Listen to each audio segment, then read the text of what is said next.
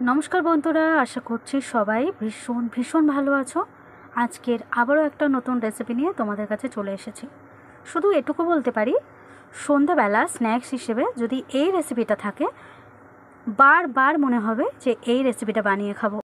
অত্যন্ত সহজ একটা রেসিপি আর খুব চটজলদি কিন্তু এটা বানানো হয়ে যায়। আর বাচ্চা থেকে বড় কিন্তু প্রত্যেকের ভীষণ প্রিয়। তোমরা বাচ্চাদেরকে টিফিনের জন্য স্কুলে এটা বানিয়ে দিতে পারো। তো দেখতেই পাচ্ছ কীরকম মচমচে হয়েছে, আওয়াজ শুনে নিশ্চিত বোঝা যাচ্ছে। তো চলো এই চমৎকার স্বাদের নিরামিষ রেসিপিটা আমি কিভাবে বানিয়েছি সেটা তোমাদের সাথে শেয়ার করি। রেসিপিটা ভালো লাগলে চ্যানেলটা সাবস্ক্রাইব করার অনুরোধ রইল, আর অবশ্যই করে একটা ছোট্ট করে কমেন্ট করো আর একটা লাইক করে দেবে।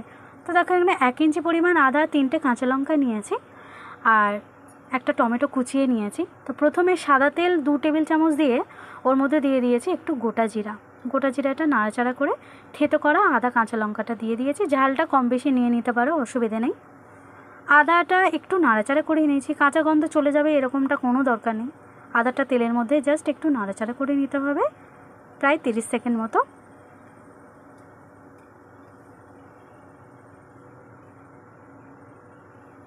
আর আদাটা নাড়াচাড়া করে নেওয়ার পর এইবার আমি এর মধ্যে দিয়ে দেবো সেদ্ধ করে নেওয়া আলু। আমি এখানে 3টে ছোটো সাইজের আলু সেদ্ধ করে নিয়েছি, গোটা সেদ্ধ করে খোসা ছাড়িয়ে নিয়েছি। আলুগুলো একটু হাত দিয়ে ভেঙে ভেঙে দিয়ে দিলাম। আলুটাকে একটু নাড়াচাড়া করে নেব। এবার আমি এর মধ্যে যে কুচানো টমেটোটা নিয়েছিলাম সেটা দিয়ে দিলাম। একটা ছোটো সাইজের টমেটো ছোটো ছোটো টুকরো করে কেটে নিয়েছিলাম, সেটা দিয়ে দিলাম। আলুর সাথে টমেটোটাকেও একটু নাড়িয়ে চড়িয়ে নিয়েছি। এবার আমি এর মধ্যে দিয়ে দিলাম পরিমাণ মতো লবণ। লবণটা দিয়ে আবার একটু নাড়াচাড়া করে নিয়েছি।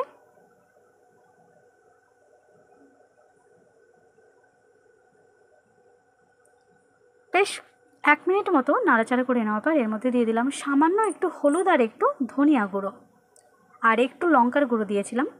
সামান্য একটু কালারের জন্য আমি কাশ্মীরি লাল লঙ্কার গুঁড়ো ব্যবহার করেছি, তোমরা চাইলে এটা স্কিপ করতে পারো। সমস্ত মশলাটা দিয়ে ভালো করে আলুটাকে একটু কষিয়ে নেব। তো আরও প্রায় 1 মিনিট মতো একটু সুন্দর করে হাই ফ্লেমে নাড়াচাড়া করে নেওয়ার পর এর মধ্যে দিয়ে দিয়েছি 1 টেবিল চামচের মতো কসুরি মেথি। যেহেতু এটা নিরামিষ পদ, একটু কসুরি মেথি ধনিয়া পাতা দিলে খুবই ভালো লাগে। এবার কসুরি মেথিটা দিয়ে দেওয়ার পর একটু নাড়াচাড়া করে নিয়ে এর মধ্যে দিয়ে দিলাম সামান্য একটুখানি চিনিটা দিলে কিন্তু আলুর পুরের টেস্টটা খুব ভালো আসে। আর সবশেষে দিয়ে দিচ্ছি অল্প একটু ধনিয়া পাতা। তো ব্যাস পুরটা কিন্তু রেডি হয়ে গেছে। দেখতে পেলে কত সহজ একটা পুর। তো পুরটা এভাবে রেডি করে নিয়ে এইবার আমি কি করব, এটাকে ঠান্ডা করে নেব। তো এরকমভাবে ঘেঁটে ঘেঁটে একদম শুকনো শুকনো করে আলুর পুরটা রেডি করে ওটাকে ঠান্ডা করতে দিয়ে দিলাম। আর এদিকে আমি এবার ময়দাটা মেখে নেব। তো তার জন্য একটা থালার মধ্যে আমি সেই ছোট কাপের নিয়ে নিচ্ছি 4 কাপ পরিমাণ ময়দাটা দিয়ে দেওয়ার পর এর মধ্যে দিয়ে দিলাম পরিমাণ মতো লবণ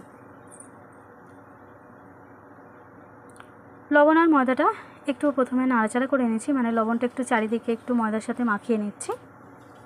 আর এইবার আমি এর মধ্যে দিয়ে দিচ্ছি প্রায় 3 টেবিল চামচের মতো সাদা তেল। একটা কথা বলি, ময়ামটা যদি ঠিকঠাকভাবে দেওয়া যায় তাহলে কিন্তু একটা ভীষণ সুন্দর একটা ক্রাঞ্চি ভাব আসে এই রেসিপির মধ্যে। তো ময়ামটা দিয়ে দেওয়ার পর এবার আমি অল্প অল্প করে পরিমাণ মতো জল দিয়ে একটা সফট ডো বানিয়ে নেব। তো ডোটা কীরকম হবে, আমরা বাড়িতে আটা ময়দা যেভাবে মাখি রুটি লুচি পরোটা এসব খাওয়ার জন্য, ঠিক সেইভাবেই কিন্তু নরম করে ময়দাটা কিন্তু মাখিয়ে নিয়েছি। তো ময়দাটা মাখা কমপ্লিট হয়ে গেছে। এবার আমি এই ময়দাটাকে কিচেন স্ল্যাবের উপর ফেলে দিলাম।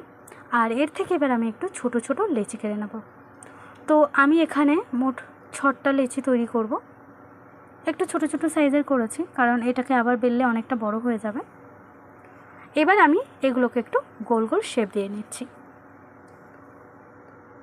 আর এবার অল্প অল্প করে ময়দা ছড়িয়ে প্রত্যেকটা কিন্তু রুটি বেলে নেব। একটু পাতলা টাইপের রুটিগুলো হবে, মোটামুটি যেরকম পাতলা রুটি আমরা বাড়িতে বেলে থাকি একদম সেরকম ময়দার পাতলা পাতলা রুটিগুলো আমি বেলে নেব। আর একসাথে কিন্তু সমস্ত রুটিগুলো আমি বেলে রেডি করে নেব, মানে 6 পিস হয়েছে, যে 6 পিস রুটি আমি সবই বেলে নিচ্ছি। তো দেখো কীরকম পাতলা হয়েছে, একদম এরকম সুন্দর করে পাতলা পাতলা করে রুটিগুলো রেডি করে নিচ্ছি। তো দেখো এখানে আমি একটা থালার মধ্যে নিয়ে নিয়েছি। 6টা রুটি কিন্তু আমার অলরেডি হয়ে গেছে। এক্সট্রা ময়দাগুলো ঝেড়ে ফেলে দিয়েছি রুটি থেকে। এইবার আমি অল্প অল্প করে তেল ব্রাশ করে দিচ্ছি এই রুটির উপরে। আর এইবার একটু ওপরে গুঁড়ো ময়দা ছড়িয়ে দিচ্ছি। এর ওপর দিয়ে দেবো আবার একটা রুটি।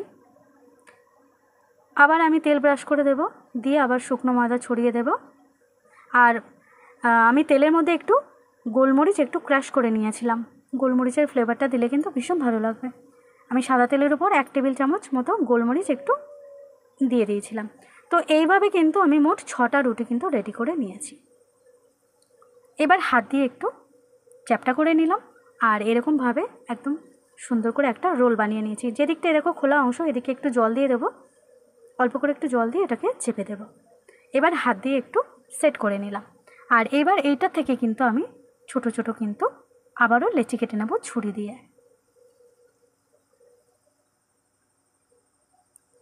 আর যে শেষের মানে দুটো অংশ, দু মুখের যে শেষের দুটো ছোট ছোট অংশ, সেটা আমি এই বেলে নিচ্ছি। তো এইভাবেই কিন্তু রুটিগুলোকে পাতলা করে বেলে নেব, ময়দার রুটিগুলো। আর এরকম একটু লেয়ার থাকলে কিন্তু পুরো বোঝা যাবে এই রেসিপিটা বানানোর সময় যখন খাবে, যে প্রত্যেকটা লেয়ার কিন্তু বোঝা যাবে আর ভীষণ ভীষণ ক্রিস্পি হবে। এবার দেখো ওপরে যে স্টাফিংটা আমি রেডি করেছিলাম সেটা দিয়ে দিলাম ময়দার উপরে। আর এবার একটু হাত দিয়ে চেপে দিলাম আর দু মুখে অল্প অল্প করে একটু জল দিয়ে দেবো। চাইলে প্রথম ভাঁজে ওর মুখে একটু জল দিয়ে দিতে পারো, ছেড়ে যাওয়ার ভয় থাকতে পারে। তো এভাবে জল দিয়ে দিয়ে সমস্ত ভাঁজগুলো আমি দিয়ে দিচ্ছি। আর এইভাবে কিন্তু আমি পুর ভরে সমস্ত এরকম প্যাটিসগুলো কিন্তু রেডি করে নেব। তো আরও একটা আমি দেখিয়ে দিচ্ছি কিভাবে রেডি করেছিলাম।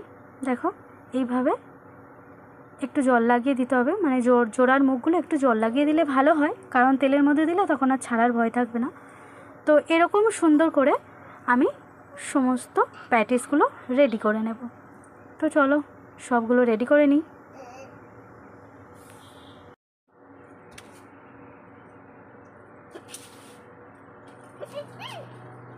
তো এবার দেখো কড়াইয়ের মধ্যে তেল গরম করতে দিয়েছিলাম, ফার্স্ট একটা ভেজে নিলাম। আর দেখো বেশ এখানেও আমি আগেও কতগুলো ভেজে রেখেছি। তো আমি একটা কথা বলি, তেলটা প্রথমে একটু হাই হিটে গরম করে নিতে হবে। আর গরম করে নেওয়ার পর যখন আমি এগুলোকে ভাজবো তখন কিন্তু তেলটা মানে আঁচটা একদম লোতে করে দিতে হবে, একেবারে লোতে করে দিতে হবে। আর মোট মিনিট 5 মতো সময় লাগবে কিন্তু এক একটা এই আলুর প্যাটিসগুলো ভাজতে।